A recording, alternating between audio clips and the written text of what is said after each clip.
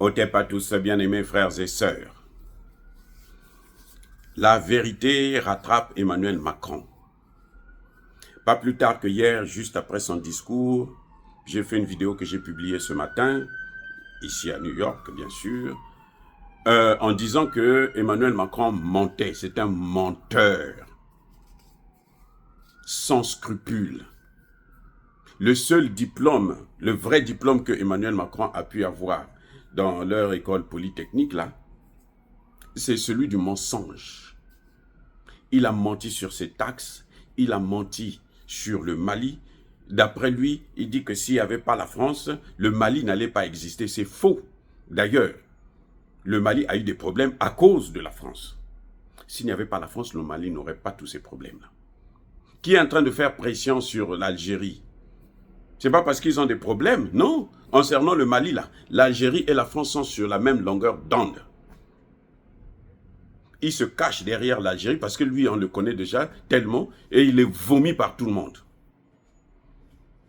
Maintenant, c'est Sonko qui est sorti. C'est le gouvernement de Kaka Déby qui est sorti pour démentir les propos que Macron a tenus. Il y a des panafricanistes qui disaient déjà, non, Macron a dit la vérité vient d'apparaître. Non, ce n'est pas la vérité. Écoute, il faut comprendre les gens. Macron ne peut pas chasser, retirer ses troupes des pays comme le Sénégal, comme la Côte d'Ivoire, qui sont des pays clés. Le Tchad. Le Tchad, eux-mêmes, ils appellent ça un porte-avions. Le Tchad, là, c'est un porte-avions pour les Occidentaux. Donc, celui qui a une base là, au Tchad, là, il a le contrôle sur l'Afrique centrale, l'Afrique de l'Ouest et l'Afrique du Nord. Donc, c'est un pays stratégique. Emmanuel Macron ne peut pas, de lui-même, même s'il est fou, même dans son sommeil, dire que non, nous allons partir du Tchad. Nous allons partir de la Côte d'Ivoire. Nous allons partir du Sénégal pour aller au Bénin. Il pense que le Bénin, c'est mieux que la Côte d'Ivoire, c'est mieux que le Sénégal. C'est faux. C'est faux. Le Sénégal, c'est le pays qui est le plus proche de l'Occident. C'est pour ça qu'on utilisait le Sénégal comme base de départ. Non, il faut que les Africains puissent arrêter de se faire avoir comme ça. On se dit panafricaniste et on pense que la seule personne qui peut faire quelque chose de bon, c'est le Mali, le Burkina, le Niger. Non. Ce n'est pas parce qu'on n'est pas dans l'AES qu'on ne peut pas réfléchir correctement. Non. Les pays africains là, sont en train de monter. Et tous. Même le Bénin que vous êtes en train de voir là, va s'en sortir. Quand j'ai entendu Macron hier, tout de suite, j'ai écouté, je dis, ça c'est un menteur. Comment j'ai su que c'était un menteur? Parce que la volonté de faire partir les bases militaires françaises du Sénégal, du Tchad, de la Côte d'Ivoire, ce n'est pas la volonté des dirigeants. C'est ça le problème. C'est la volonté des peuples. Et tout dirigeant de ces pays-là, s'il veut être sincère, s'il veut avoir la côte face à son peuple, il faut qu'il chasse les bases militaires. Pourquoi on a dit que Ousmane Sonko nous a trompés? Pourquoi? C'est à cause de ces bases militaires et du CFA. C'est pas à cause de l'AES, non? Ousmane Sonko n'avait jamais dit qu'il va rentrer dans l'AES. D'ailleurs, il ne savait même pas que ça devrait exister.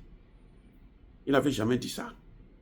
Mais il avait dit, nous allons chasser les bases militaires françaises, changer, sortir du CFA. C'est pour ça que nous, on a dit qu'après, que ce sont des menteurs. Maintenant qu'ils sont en train de vouloir rattraper le tir, c'est encore nous, les Africains, qui pensons que Sonko est en train de mentir, que Bassirou est malhonnête. Non. Ce n'est pas leur volonté, c'est la volonté de ces jeunesses-là.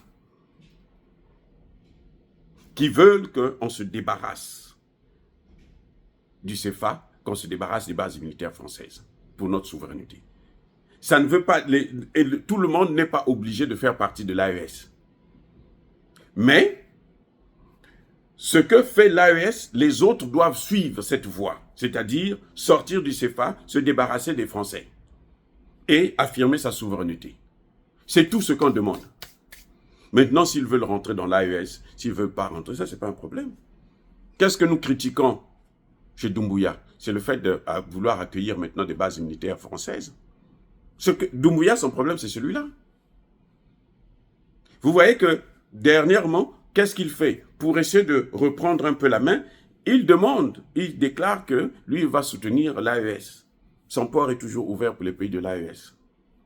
Parce qu'il sait que c'est ça qui lui donne un peu de crédibilité. Un peu, je dis bien un peu de crédibilité. Le panafricanisme est un fonds de commerce pour tout homme politique sérieux en Afrique. Je reprends. Le panafricanisme est un fonds de commerce pour tout homme politique qui se respecte.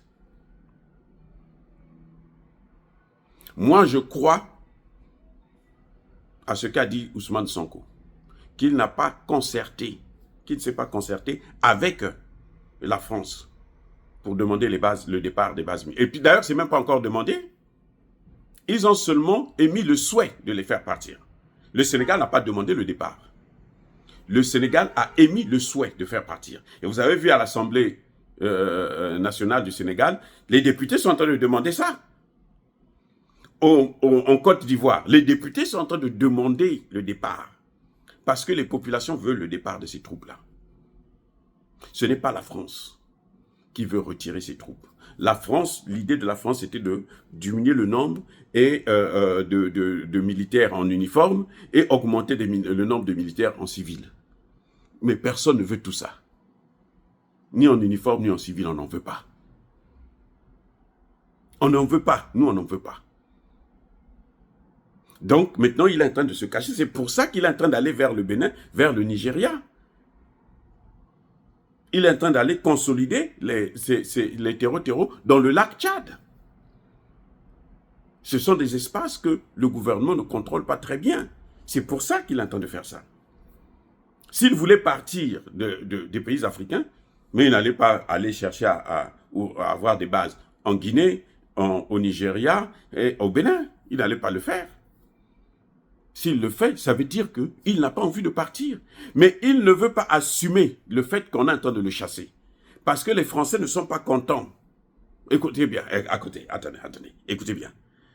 Les Français là, toute la classe politique française, en train de demander à Macron de leur expliquer qu'est-ce que lui il a fait à ces pays-là pour que tous ces pays-là puissent le haïr comme ça. Voilà le problème qu'il y a aujourd'hui en France. Les hommes politiques ou les citoyens français qui comprennent un peu les enjeux politiques, ils demandent à Macron, mais qu'est-ce que tu as fait à ces gens-là? Comment se fait-il que, avec toi là, tous les Africains ne veulent plus entendre parler de la France? Alors que tu sais très bien que sans ces pays-là, nous, on ne peut pas vivre. Ils le savent. C'est le Sénat qui a dit que l'Afrique, là, c'est l'avenir de la France. Emmanuel Macron est venu bousiller tout ça. Donc on lui pose la question de savoir. Ce qu'ils oublient, je vais vous dire une chose, le vrai problème, c'est que Emmanuel Macron, il est envoûté. Emmanuel Macron est maudit par nos ancêtres. Vous avez vu, le premier voyage qu'il a fait au Burkina Faso, c'est là qu'il a tout gâché. Son premier voyage en Afrique, là, au Burkina Faso, là, quand il est venu insulter Kaboré, il avait tout gâché, il a mis tout par terre. Donc partout là où il partait parler, là, ça ne servait pas.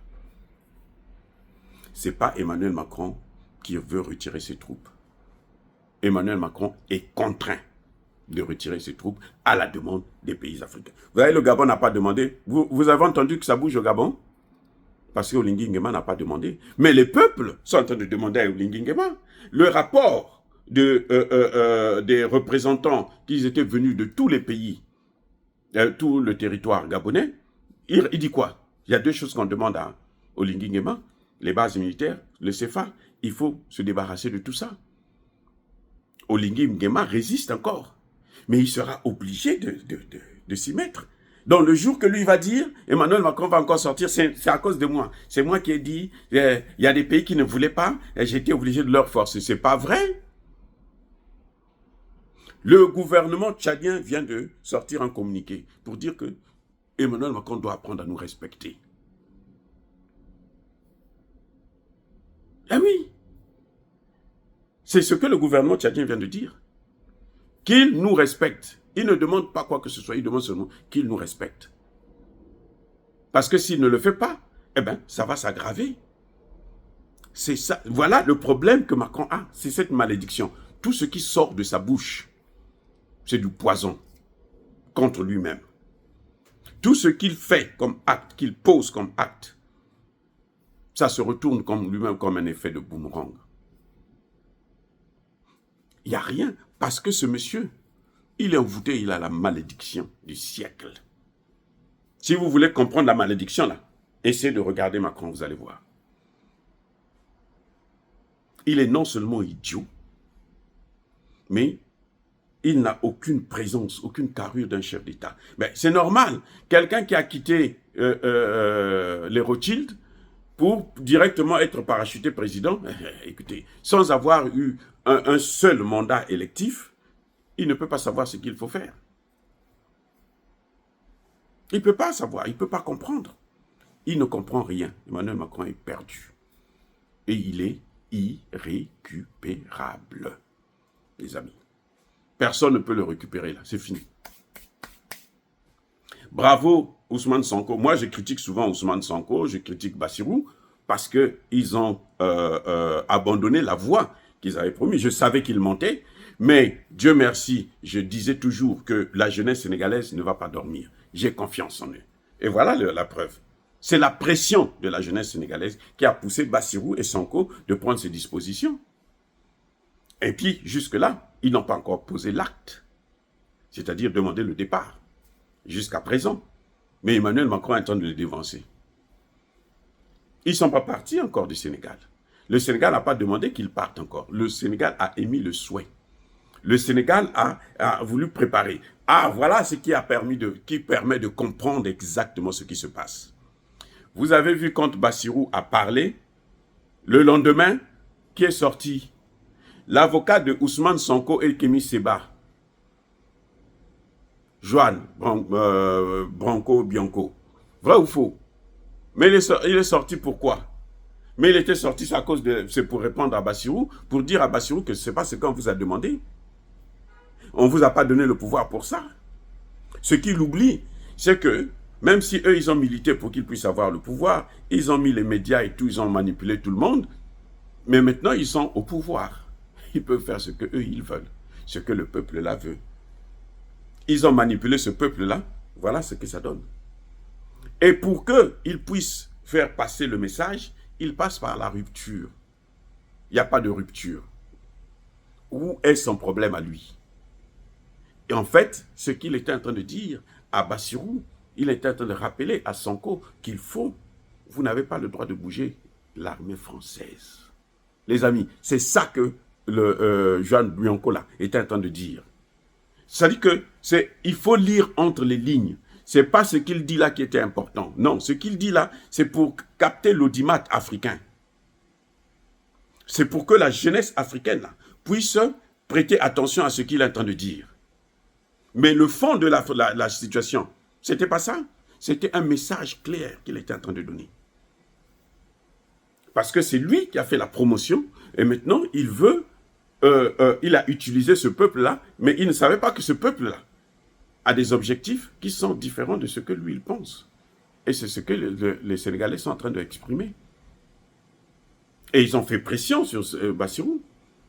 Et jusque-là, Bassirou n'a pas encore pris la décision, mais il finira par prendre la décision. Lorsque Bassirou va prendre la décision, au Tchad c'est déjà fait, lorsque la Côte d'Ivoire va se libérer, vous allez voir que le Gabon n'aura pas d'autre choix. C'est ça le problème. Le Gabon n'aura pas d'autre choix. Sinon, Olingi Nguema ne peut pas espérer continuer à diriger ce pays-là. Les amis, soyez bénis, abondamment bénis par le Dieu de Kémy Seba, par nos ancêtres angélisés. Bravo, encore une fois de plus, à Ousmane Sonko. Je reconnais, j'apprécie beaucoup cette clarification. J'apprécie aussi Kakadebi qui est en colère. Hein. Il n'a pas besoin de se fâcher parce que Macron, c'est un nulard, c'est un vaut rien. Il ne vaut absolument rien, c'est zéro.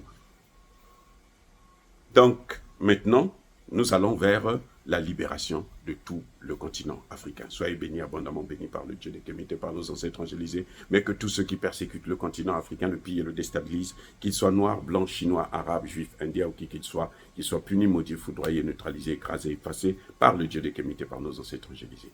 Vive l'Afrique éternelle, j'ai dit et j'assume.